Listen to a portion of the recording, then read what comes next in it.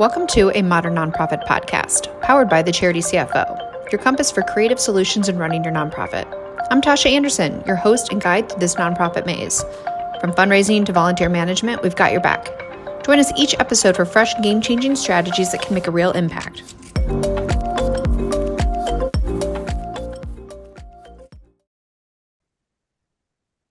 Hey friends, welcome back again to a Modern Nonprofit podcast. I'm Tosha Anderson, I'm your host, but today we're switching things up a little bit. Some of you all may or may not know, it's not just me over here at the Charity CFO. I have my right-hand person and sidekick, Tim Hudson. Tim is a partner here at the Charity CFO.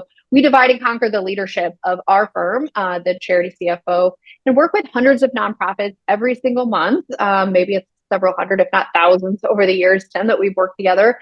And some of you all may not know, we actually have clients all over the country. While we're headquartered here in St. Louis, we work with hundreds of nonprofits all over the country, throughout the United States, from coast to coast, with a variety of different missions, from anything you name it, to religious organizations, to basic needs, to family, children, social service agencies, some smaller organizations, some larger organizations. And we thought, wouldn't it be interesting to pull in Tim, that works very closely with many, many of these organizations, and just have a conversation about what are the hottest trends, what are the biggest issues that our clients are facing.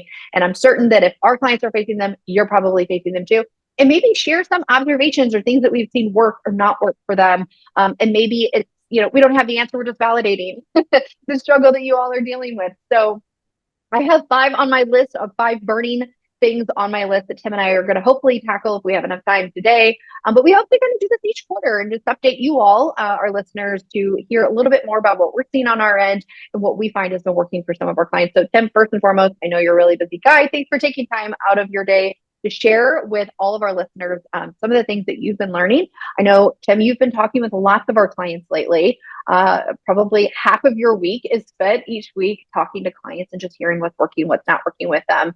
So your first podcast too. So welcome. Yeah, thank you. I'm excited to be part of this. I've been working at the Charity CFO very closely with Tosha since the summer of 2018. So I guess that is 5 years, a little over 5 years, wildly enough. We've been business partners officially for about 3 years, and it's been a fun ride. So Tasha and I work very closely together professionally, but I've never had the chance to do the podcast, so this is going to be fun.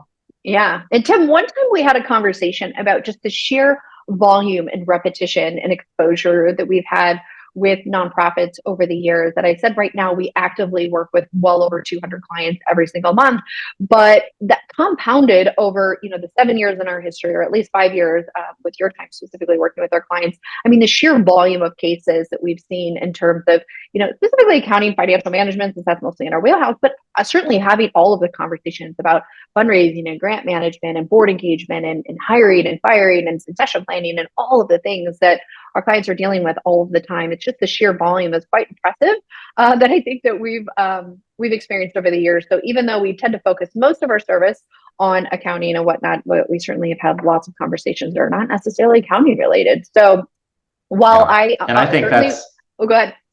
I think that's kind of just a shameless plug, but I think that's a real advantage of our model in offering outsourced accounting services to our clients and to nonprofits. Is we can bring that expertise to the table and share, our experience in working with other nonprofits on the operational side. Like, hey, this is what we're seeing other clients do, and this is what seems to be working and what seems to not be working. And hopefully we can share some of that insight today. Yeah, so let's just dive right into the first thing that we've seen. This is a little bit of a financial spin, certainly, but I think it impacts every area of the organization.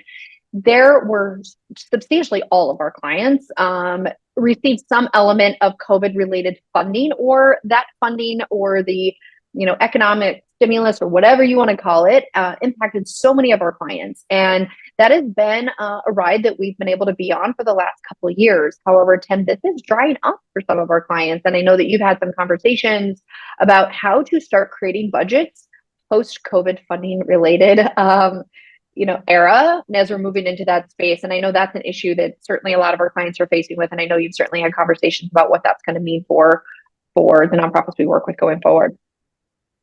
Yeah. So what I tend to see with this is we have clients that seem to fall into 2 basic camps.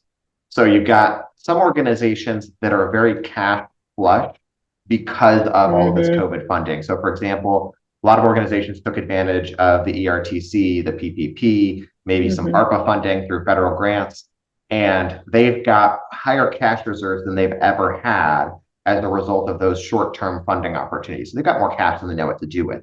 But they're looking on the horizon and they're seeing that cash flow is going to dry up. I mean, I've got what I've got in my bank account, but I don't have those same funding opportunities available to me in the future. So how do I take what we've got and how can we operate sustainably into the future? And then we've got some clients that extra cash flow has already dried up, unfortunately, right? Situations there's no reserves.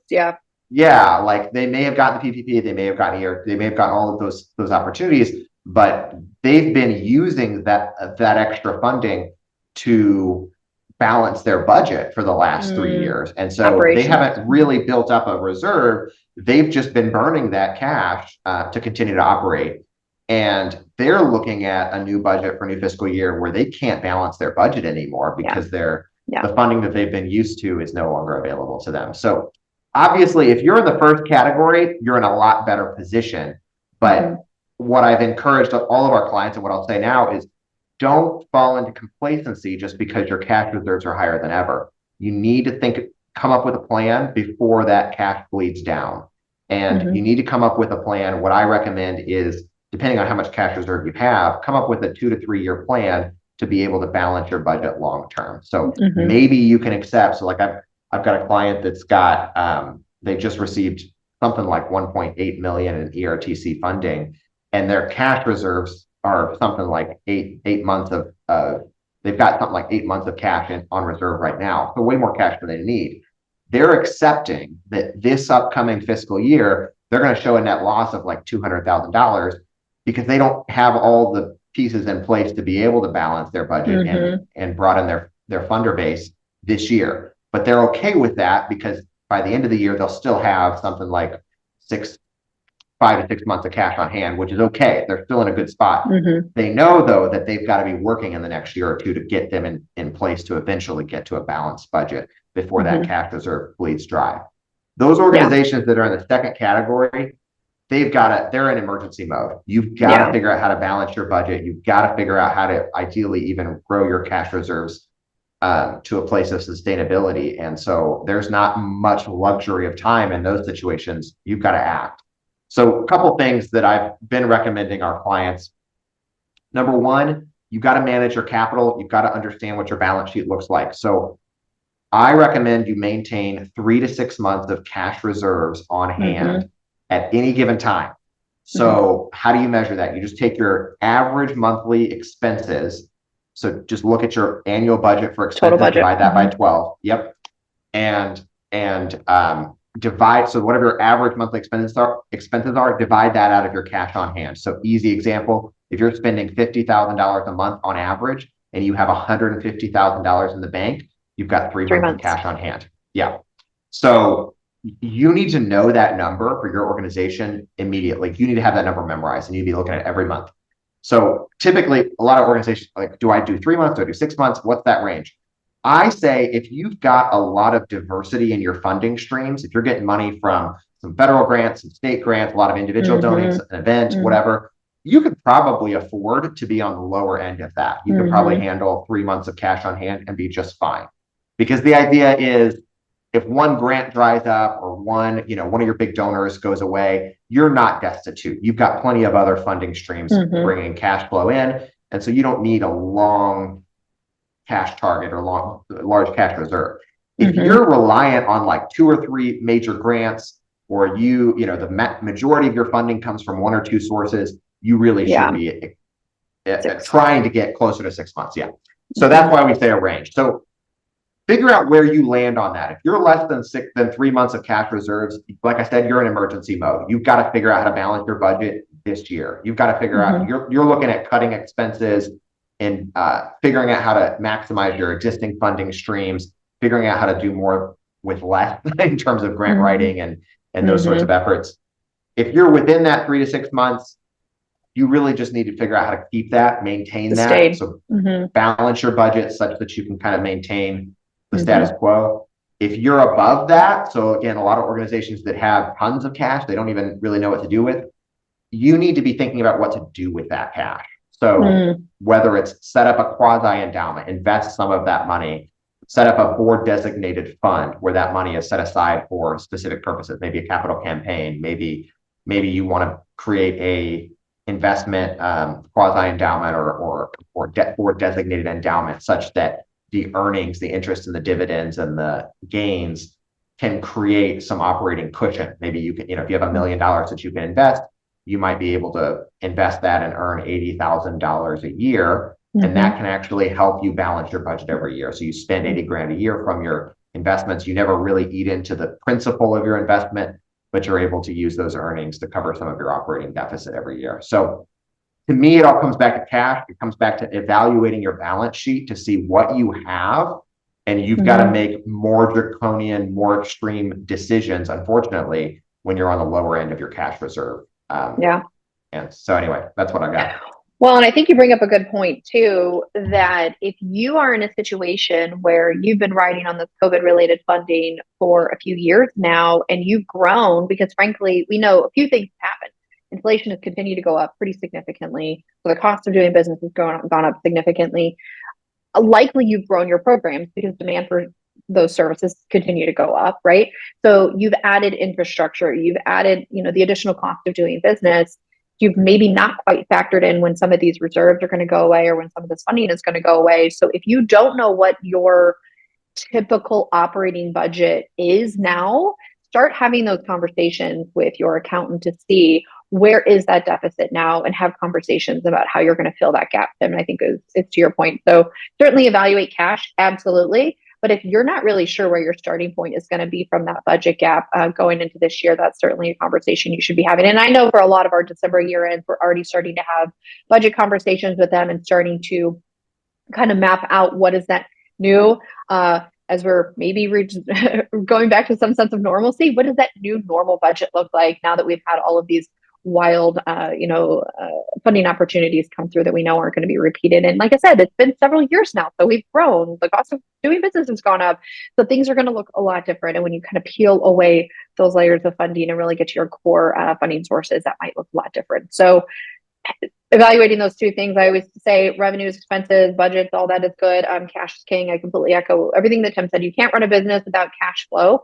And you certainly need to know where you're starting from. So know how much cash you should be having. And I would also add, that's not on your best day before payroll hits, right? The 3 months of cash maybe should be at the end of the month once all of your expenses are made. Those payments have been made and all of your new funding hasn't come. If you're, 3 months of cash on your best day when all of your funding is hit and no expenses have been made, that doesn't count, y'all. That doesn't count. So that's, I know, a huge topic that people are talking about, kind of evaluating what does the new normal look like. And I want to move on because we have a few other things, but I do want to highlight something else.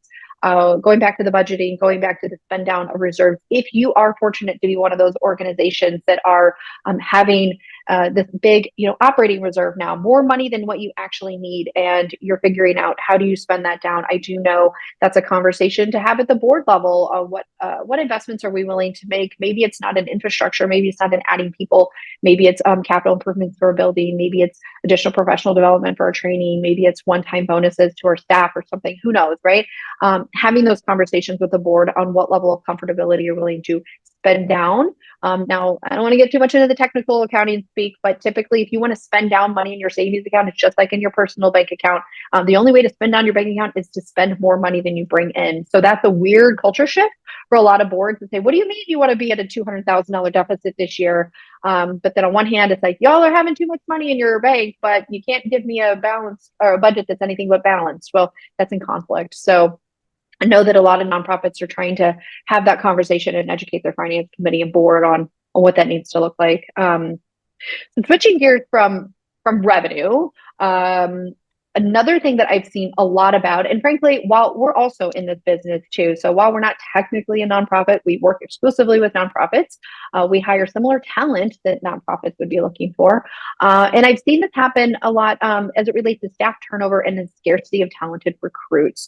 So there's a huge issue with a talent shortage. We all know that. That's also been going on for years and years. The cost of hiring skilled, talented people to do specialized work has skyrocketed. Tim and I could be the first one to talk about that because we own a business that hires accountants. And some of you all may know finding an accountant is like a needle in a haystack, and finding a really good one is very costly. But while I don't want to talk too much about necessarily the accounting recruit side, but what I've seen, interestingly, and Tim, I'm curious to know from your perspective, we've seen situations where people have not been able to leverage all of their contracts that they've actually received because they simply can't find the people to offer up the services to the community, for which now they're missing out on funding opportunities. And I don't have to tell you all this, but what that means for our clients, as well as anybody listening, I'm sure, if you do not fully utilize those contracts, then oftentimes those, if it's a government agency, typically are going to redeploy those resources to an organization that has proven their capability to do so.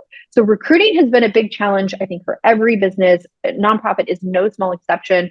But I want to share with you all an observation that I came across a couple times now in clients that we've worked with or organizations that I've been involved in a volunteer basis. And I'll tell you this. I thought I would share a little bit about how we tackle recruiting and a little bit of how I've seen that be very different than how I've seen some of these nonprofit partners. So I don't have to tell this to anyone that's been in the nonprofit space for more than, I don't know, 3 hours, that nonprofit folks, they wear a lot of hats, a lot of hats. And one of the things that I learned a long time ago, and that has, I think, contributed to the success that we've had as a firm and to grow, is that we put very specific and intentional energy on recruiting.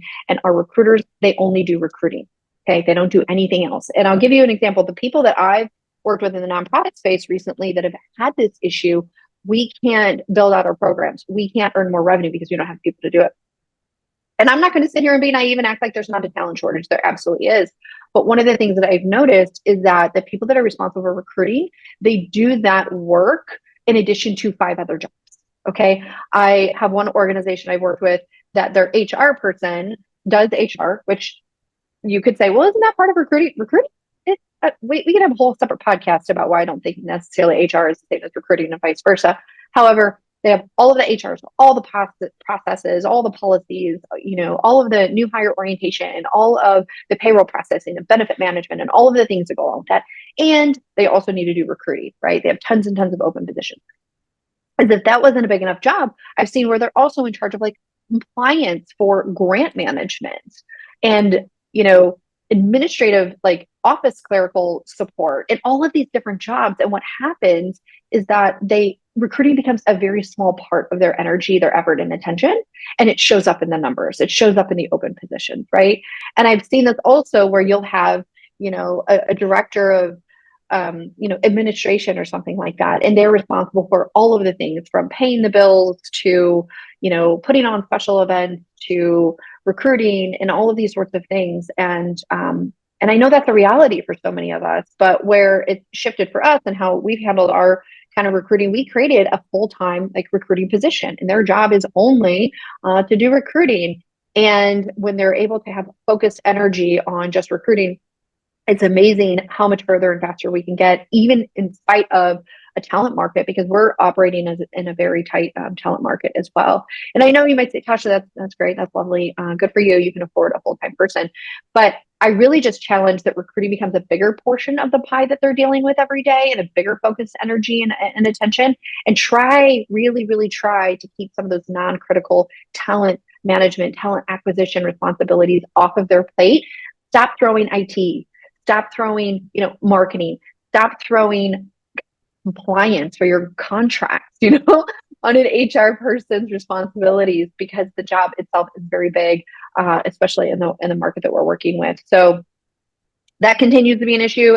We can go on and say, but nothing you all haven't already read about turnover and retention being a problem, because the inability to compete with benefits and pay and remote work and those sort of things have continued being an issue. And I know, Tim, I was talking to a leader of a nonprofit just last week that said he's on his 5th accounting director in less than 10 years, right? Yeah. And so we hear that a lot of turnover as it relates to accountants, but we've seen a lot of turnover in senior leadership, right? Tim, I know you've been introduced to new leadership. So senior leadership is getting burnt out. Skilled talent is harder and harder to afford.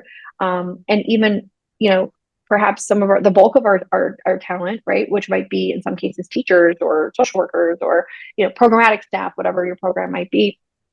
It's really difficult to find the prospective employees but especially difficult when you just don't have the space internally to focus the energy and effort into actually doing the recruiting. So I know that's a big issue for many of our clients.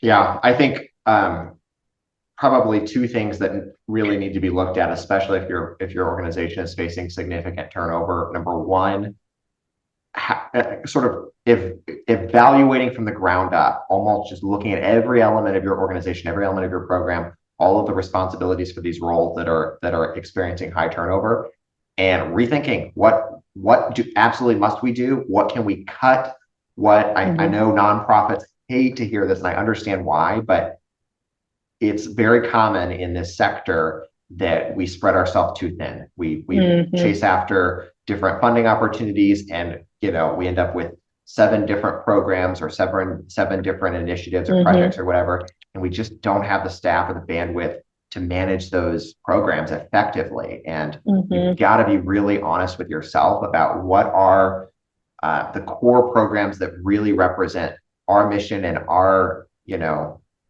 commitment to this community or to this area, and how can I focus all of my efforts on those. And sometimes that means I've got to cut programs that are more ancillary to that, or that are more distractions, or that are burning out my team.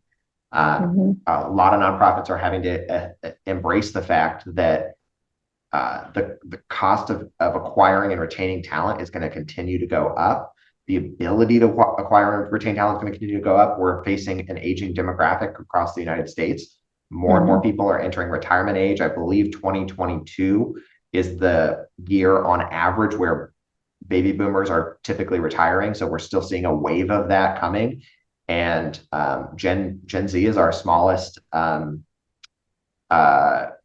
smallest age group since I think like World War II. So since like the silent generation. So we're seeing a shrinking of the labor market, and that's not going to change. And so to some extent, nonprofits have to understand that maybe they are going to have to downsize a little bit. Maybe some of these open positions really realistically cannot be filled. And we're going to invest our resources into paying our current people more and keeping their workload as manageable as possible by being really intentional about what we take on and what we don't take on. So I think that's one component. I think another component is essentially just evaluating what compensation is actually appropriate for the team members you've got. I know nonprofits typically don't have the luxury of just writing a blank check and paying their people whatever the market will bear, but you also have to accept that if you're not proactive in giving your people raises and paying what the labor market would suggest they should be paid, you're going to lose those people over time. So you've got to evaluate those costs and benefits there. Yeah, and that's the hardest part of, I typically see somewhere between like 60 to 80% of a nonprofit's budget is going to be tied up in personnel related costs, right? And so baking in those raises or those increases in staffing, even if it's a small 3 to 5%, if that's 80% of your budget or even 60% of your budget, that is a small percentage that has a huge impact on your budget. And so I think that's something that taking into consideration when you go into each year, knowing that at some point we need to be increasing those, increasing revenue by at least that much year over year in order to at least cover staffing costs, especially. That was the norm, 3 to 5% back when it was under normal circumstances. And now with inflation, what is it, upwards of like 8% or something like that, 8.5%, something. And a lot of team members see it as good, bad, or otherwise. I'm not stating my opinion on this, but a lot of people are finding a 3% raise to feel like more of a slap in the face than anything, just because, we're looking at 8-9% inflation here in the United States. And a lot of people are saying, look, my bills have gone up by more than that. And you're telling me this is my raise for the next 12 months. So, you've got to evaluate that. And you bring up a good point earlier, Tim, and I know you and I have had many conversations internally about our own business, about what point of growth is reasonable if we can't find the right talent to do the services. And one of the things that I've seen over the years, and this isn't a new phenomenon, but what I've seen over the years, and I'm sure this is still happening all the time, that we get an opportunity to get additional program expansion, right? Where we're able to get a grant to cover, expansion of one of our programs. And I've seen this so many times where a nonprofit will think, okay, great, more money is more money, and more money is a good thing, right? However, when you really think about it critically, they might get a grant. For example, I had a client get a grant. It was, I don't know, like $207,000. No small change, right? Big dollars we're talking about. And when I looked at it closely, it's like, okay, this was not something you were doing before. So this is now a new initiative, which might make sense, if it's in line with your mission or what have you, but it's not been part of your fundraising needs before. It's not something that you had already agreed to in the past. It's a new initiative. And this grant, while it seems like 200,000 is great, but the actual cost of running the program is like $240,000. So by accepting this expansion, gift, funding, whatever you want to call it, you've now put yourself further in the hole by $40,000, and you have not demonstrated an ability to fundraise to keep up with this new expansion of government contracts. So if you're not having conversations with your accountant to really understand, is this a good deal? And are we willing to do this work if we're not able to get full funding? And if we throw our hat into funding and we only get partial funding, are we still willing to move forward? And do we have a plan to make up the deficit? And frankly, with like the shrinking philanthropic, gifts that are being made or the squeeze on some of these government contracts we're having, the answer is no, you can't make up that deficit. And so think long and hard about whether growth is actually a good thing, because not only have you just widen your fundraising gap, you just added on to that deficit you're already operating in. But now likely with that expansion, you have to find talent when you might already have open positions you can't fill. And you're further straining your fundraising department, you're further straining your administrative department. And I know, look, no judgment, no, you have all of our sympathy, because we've had hard conversations ourselves while we have prospective clients reaching out. Hey, we want to do this work. We want to do this work. We're like, no, unfortunately, we can only help so many people at one time, because it's not worth us burning out our team. It's not worth us running in a state of just constant frantic, space just to be able to recruit the people that we know are not going to be completely successful. And even if we do recruit them, maybe they're not going to be the right recruits, and they're not going to work long-term anyway for us. So kind of being really intentional about that, having those hard conversations about when it makes sense and when it doesn't. And sometimes it seems to make sense from a surface level, but then when you dig a few layers deeper, you realize, this is actually not such a good deal. So I thought I would throw that in there. It's all interrelated. Yeah, great point. Yeah. So next on our list of conversations, and I'll say this from my own personal experience because I've served on boards. We work with lots and lots of boards. Board engagement, and just unsure how to engage board members. I'm not a board engagement expert. We're just here to kind of show our experiences. I would say, Tim, there's a whole spectrum of board engagement levels from what board, we've never met them, not sure if they're really involved or participating, or if you have a board, all the way to, is this a board or is this senior leadership? Because they seem to really be overstepping their boundaries here.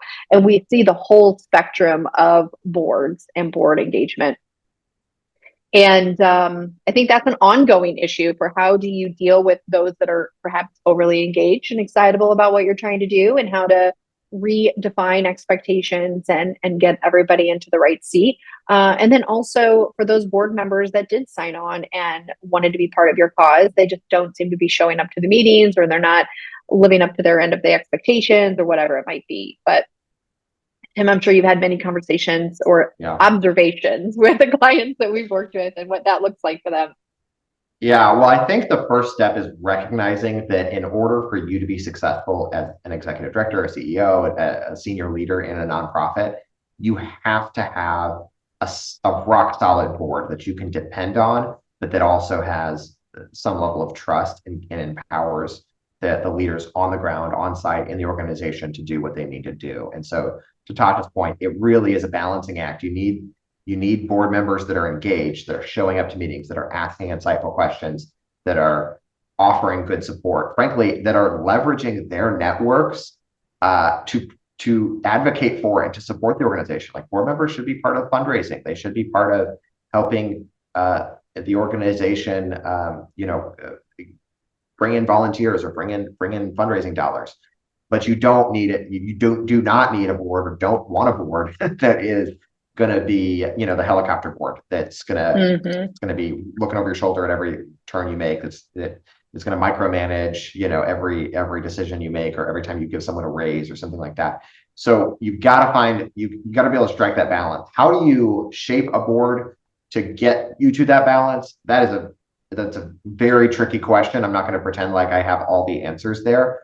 But I think the first step is recognizing where you're at on that spectrum and where there may be a deficiency, whether you're on one extreme or the other, and recognizing the fact that you do need a board that you can depend on.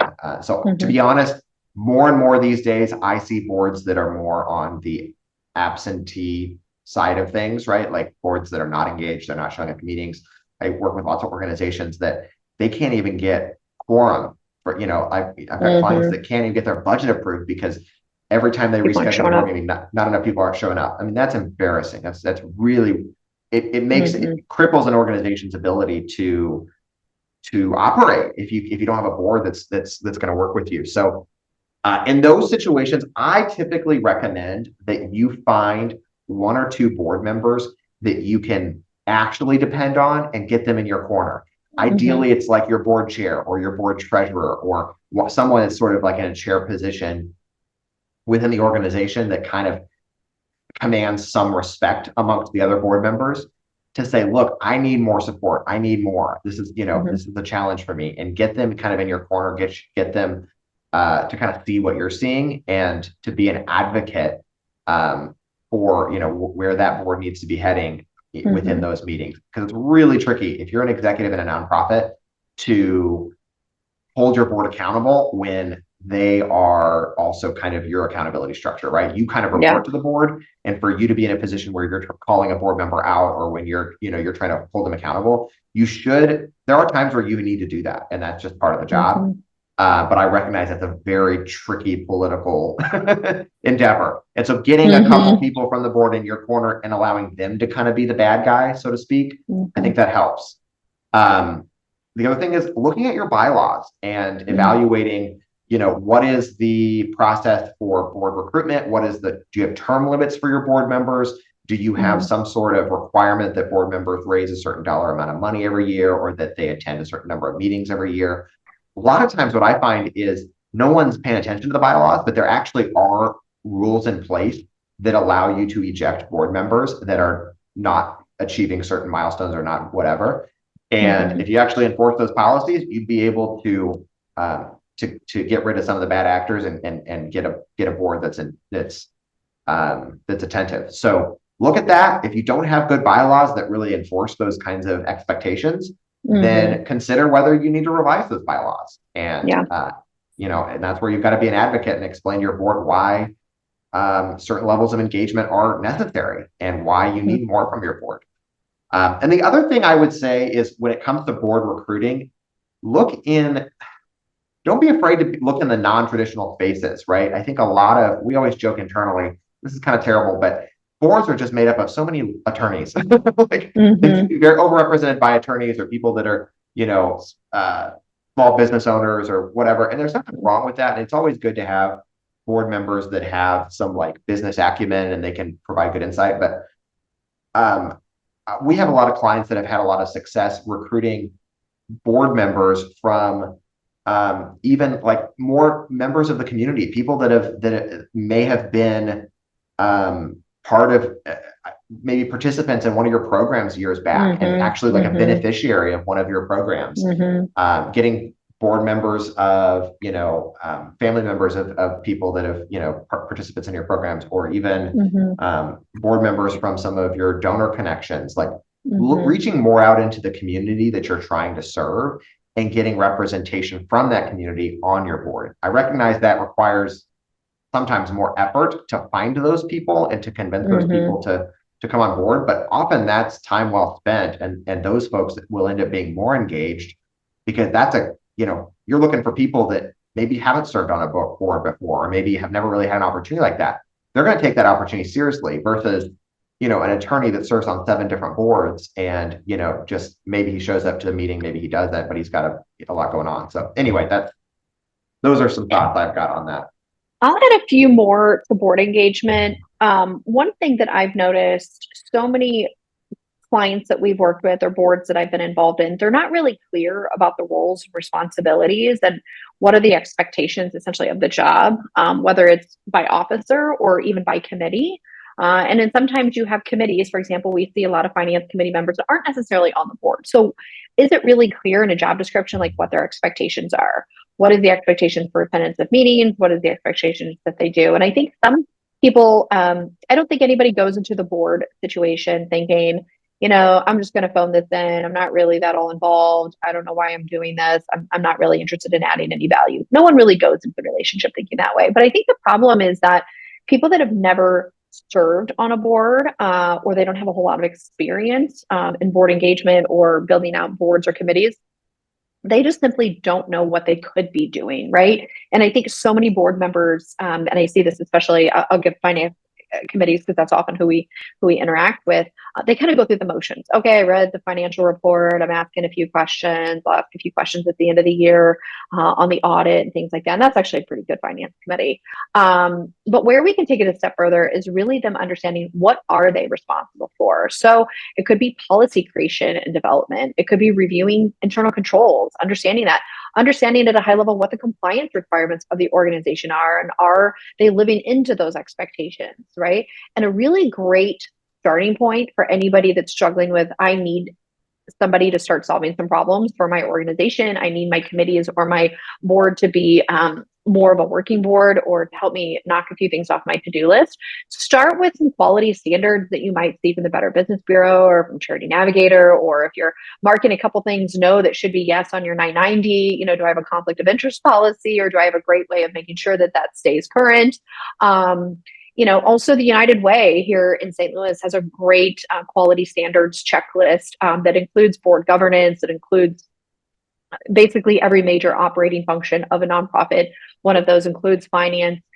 Are there operating reserve policies? Are there sorts of things that you don't have as an organization that your committee could actually and should actually be doing? So if you're not giving them tasks or assignments or simply asking them to do these things, they're going to just keep going through the motions, feel a little bored, and maybe it's a bit mundane, and start to get a little disengaged. So I don't expect everybody to know what all of these things are and starting from scratch. So don't recreate the wheel. Go and check out some of these kind of best practices or quality standards, if you will, and use that as a starting point. Another great starting point, if you do get an audit or a review or any sort of year-end stamp of approval from an independent CPA firm, typically you could ask them, what are recommendations that you might have in terms of how we can improve our best practices or internal controls or anything like that. And that could be a starting point for your finance committee to get to work. And not just the finance committee, any committee could use that as a starting point to get to work and really get them, more involved and engaged in the work that they're doing. That's not necessarily policing every budget line item that you're spending. And the last thing I'll leave with that, with in terms of board engagement, while I think a lot of leaders of nonprofits wish their board was more engaged, and I think maybe they reach out and they run, I think things past a board maybe falls more into like the day-to-day operation. Try to strike that balance between leveraging your board for oversight and governance and not running to them for every operational issue. And I know I notice this oftentimes with smaller organizations, that should I have to have this budget line item? I had a conversation with a client of mine, and she's like, I would like to go give those raises to the staff that, by the way, were already approved by the board, already ran through the finance committee, already included in the budget. And the conversation was, should I get permission from the board to give raises to the staff? And frankly, I said no. Like, it's not like you're hiding anything. It's already in the budget. It's already like they've already vetted it. They know what's expected. If anything, they probably assumed you already gave the raises, but we were kind of waiting for a few things to land, from a finance perspective in terms of funding.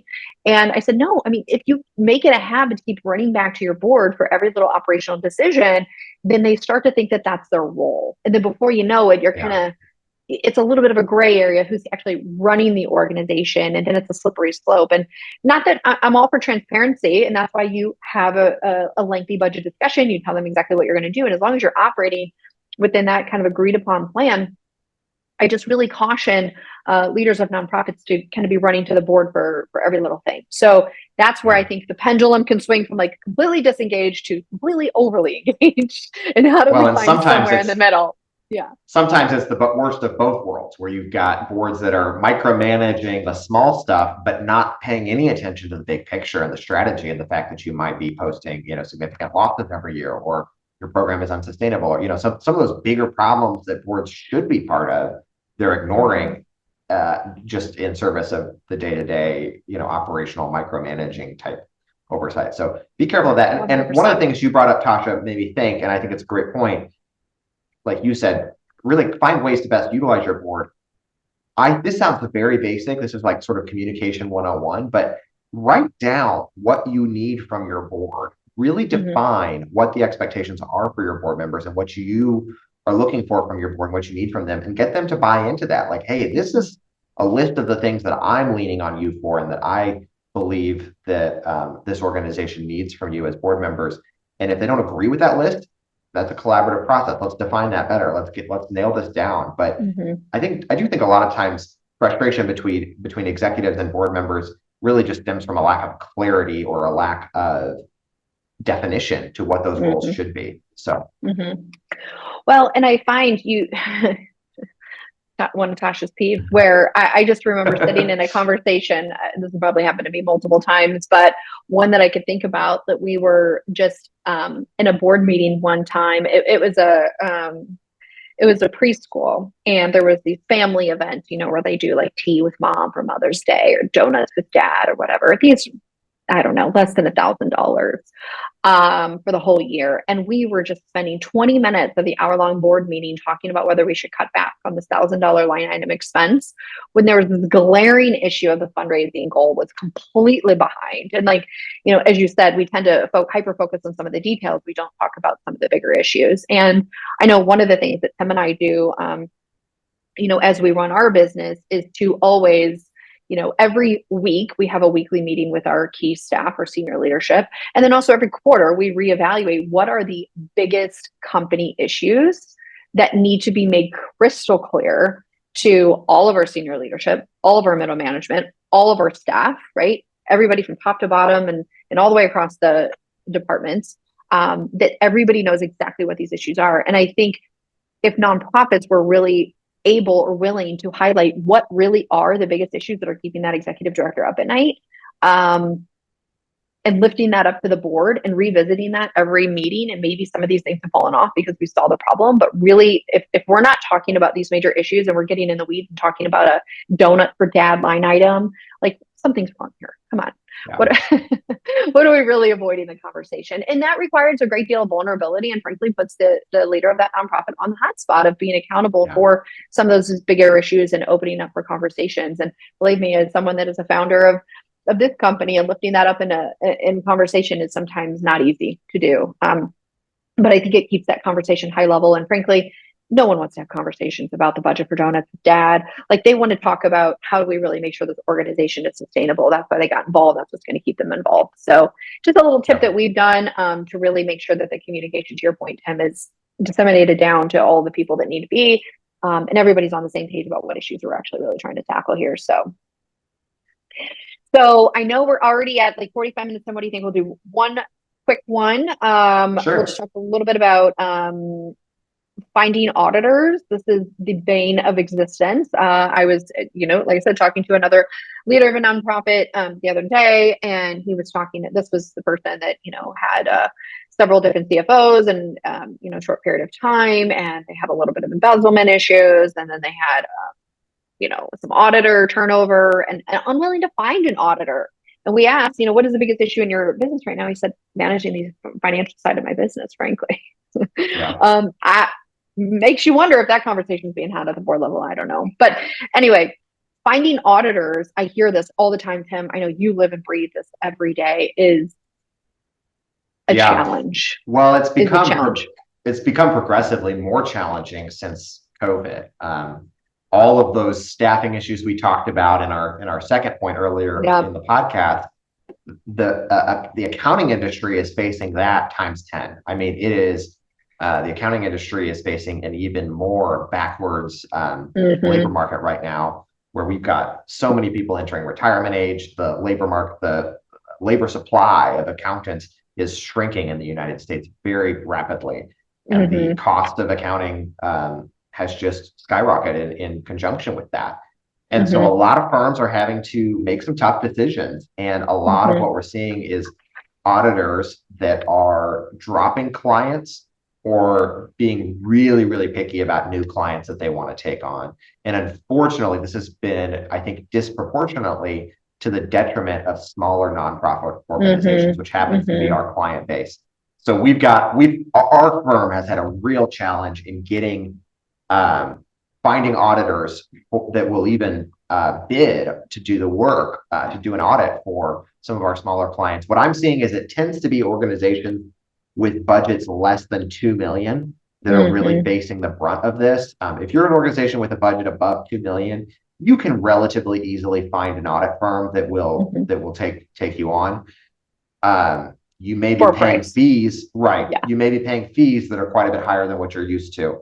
So, back in the day, we were able to find smaller firms that are willing to do audits, for an organization that's got a $2 to $4 million budget. Maybe that can be done for under $20,000 a year. Not anymore. I mean, it's Mm-hmm. very, frankly, it's becoming more and more unusual that you can get an audit for less than 20K. Mm-hmm. So just reset your expectations. You're going to have to budget more for your accounting services across the board. Whether that's your bookkeepers, your controller, your CFO, whatever, but also your audit. So that's just the way it is. But if you're a smaller nonprofit, if you're below that $2 million budget, and I've got several clients that are like that. They're like, we accept that we're going to have to pay more.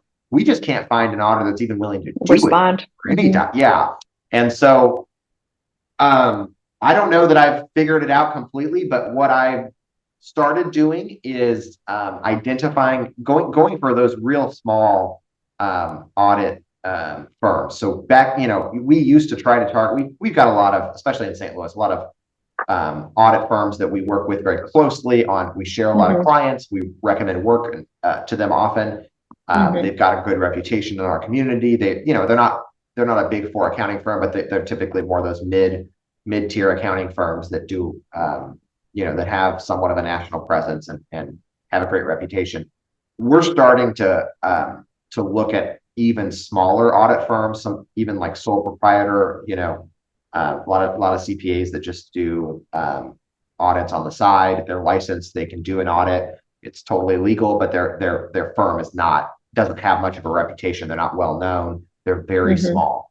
Those are the firms that we're finding better success in getting bids or getting folks that are willing to do these audits. So you may have to accept that, and your board may have to accept that you're not able to get a firm that has the same reputation or clout that you maybe have had in the past.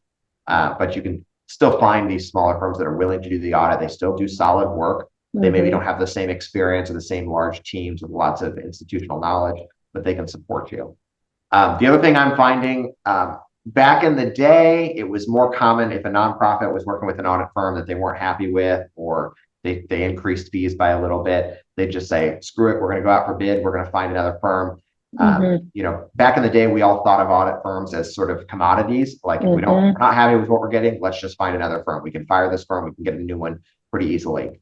I would proceed more cautiously these days with those sorts of decisions. I understand it's frustrating if you have an audit partner that's not quite getting you what you need, or is not quite as responsive or fast or whatever as you're used to, or if you have an audit firm that's increasing your fees. Everybody's experiencing that. Mm-hmm. Fair enough, and it never hurts to go out for bid to see what's out there, to see what other quotes you're going to get. But again, reset those expectations. A lot of our clients are finding, yeah, we're not totally satisfied with the audit firm we're working with, but we know the alternative is we're going to have to pay twice as much for our audit if we go with another firm, or we're going to have a really hard time even finding an audit firm that's willing to do this work. Mm-hmm. And so sometimes it's like you go with what you know, and you try to continue to improve that relationship, try to work with your current firm and improve their timeliness or whatever your concern or your complaint might be, but recognize that it's going to be hard to find another firm that's willing to do the work that you need them to do. Right, right. And let's just drop a few little truth bombs for, why these firms, let's be honest, we know a lot of them. I work in public accounting myself. After working in the nonprofit auditing space, that's how I decided to commit my career to helping these nonprofits be better prepared for these audits because they are quite challenging. And, I've had conversations with several audit partners, and I'll tell you kind of their rhyme or reason for deciding to cut ties. It's not just they increase your fees in some cases, Tim, as you had mentioned, that, sometimes they just flat out say, we can't do your audit this year. And I would say some of the top reasons for that is lack of responsiveness from the client. If they say, I need a list of these 20 things, and it takes them, what they thought they could have it all done by this date and they could knock the audit out in a month. And we've seen situations where auditors are asking clients for information for 8 months or more. Yeah. That's dragging on this work that distracts them from being able to work on the other clients. And burns out their team. It's frustrating for the team members that want to move on to something else. And it takes them a lot more time, which means it's much more costly for them to do that. And so we try to be really, really hyper organized and have everything ready to go for our audit firms that we work with on day one when we agree to it. And so, and typically they'll ask a string of questions and then they'll ask for a few more things. And if you're not hyper responsive, then they're gonna take note of that mentally, right? Or if your quality of your accounting is just historically very messy, they can't get in and do the auditing work. And they have to do a bunch of cleanup. It's kind of like you kind of use an analogy of, you hire somebody to come in and clean your house and you expect them to mop your floors and clean your hard surfaces or whatever, but you just have your stuff everywhere. They can't even turn the vacuum on because your floor's littered with a bunch of stuff. That's the reality of nonprofit accounting for especially organizations like the one I was saying, where you've had, 5 CFOs in like 10 years, probably kind of a mess. And so these audit firms know who these clients are. Yeah. I mean, it's like, clean up your floor. Do you want me to vacuum? Right. What do you want? So, these audit firms, it's like they really love the mission, they love the people, but at the end of the day, if it's going to prevent them from being efficient at their work, it's just, they've got a wait list out the door and around the block with firms with other nonprofits that are looking for a cost-effective audit partner. So why not work with the ones that are the most efficient, right? And so, unfortunately, that's the scenario. And in other words, you want to do your part to be a good partner for your audit firm. I mean, you have to. Yeah. These relationships are a two-way street. You need to make sure that you're ready for these audits. You're providing the information timely. You're, asking the questions you need to ask and getting them the information you need to get. And if you're not doing that, you're going to be on the top of the list when they have to drop clients because of staffing issues. You're going to be on the top of the list. Well, and it used to be, Tim, we'd send an RFP out and the firm is like, okay, let's see how big of a budget they are. Okay, that's worth, kind of our time investment. Now they're taking a closer look. If you have significant accounting issues, like you're a going concern, or you've had a lot of internal control issues in the past, or you've switched auditors every other year or something to that effect, it's like, we want to go for the more simpler, get in and get out arrangements. So if you fall into that camp, I mean, really ask yourselves, how can you kind of get your house in order so that you can be a better partner within that relationship? Otherwise, even if you do find an accounting firm, you have to expect, them to come in and charge you exponentially more. I've worked with a client one time. I think they're quoted engagement letter fee. So the actual cost of the audit and the tax return was something like $40,000. And this firm is charged somewhere between 70 and over 100 grand for the same audit. It was originally 40,000 because the house was not in order. And so if you are lucky enough to get an audit and your house is not in order, and you get all those extra billings, be rest assured that the firm is going to come back next year and say, it's not just, a 5% increase, a nice nominal increase. It's you're going in at 20, 30% and pay it or go find someone else. I hate to sound so direct. I'm just saying what they're all thinking and what they're saying, behind the scenes, but that's just the reality. And so if you're having a really hard time keeping a firm, or if you've recently been disengaged from a firm, or they've increased your fees exponentially, or pretty significantly, it might be something a little bit more to the story than maybe they're trying to be friendly and preserve that relationship. But Anyway, I'll just tell the things that everyone else is unwilling to say, maybe. But yeah, that's a big challenge, and we're faced with that as well, even on good terms. I like to think our audits are very, very clean and we're ready to go. We have a great relationship with our firms, but they can only take on so many of our clients. So if y'all know a good audit firm, send me a message. Okay, so we are running out of time. For those of you that have stuck with us this long, thank you so much. We're going to try to do this on a quarterly basis and just share with you all the things that we're learning, all of the hot issues, kind of for more real time as they're coming down, and maybe some of the lessons learned that we've borrowed from some of our clients or for some of our colleagues. So thank you all for joining us again. Do me a favor, if you found any of this information helpful, leave us a review wherever you're listening, whether it's on a streaming and you're listening to audio, if you're watching us on YouTube. Leave us a review, because if you do that, that allows other nonprofit leaders to be able to find our content. And of course, skip on over to YouTube if you're not already there. Subscribe to our channel again to make it easier for everybody to follow and find our content. Thank you all again, and we will see you next time. Bye, everyone. Thanks all. That's all we have for you today. Once again, I'm Tosha Anderson with the Charity CFO, and this is a Modern Nonprofit Podcast. Make sure to subscribe to a Modern Nonprofit Podcast on all major streaming platforms so you will stay notified for when the latest episode drops, which will help you stay in the know about anything nonprofit related. Also, join our community on Facebook by searching for a Modern Nonprofit Podcast and follow us on all of our social media accounts. Thanks for listening, and I'll see you next time.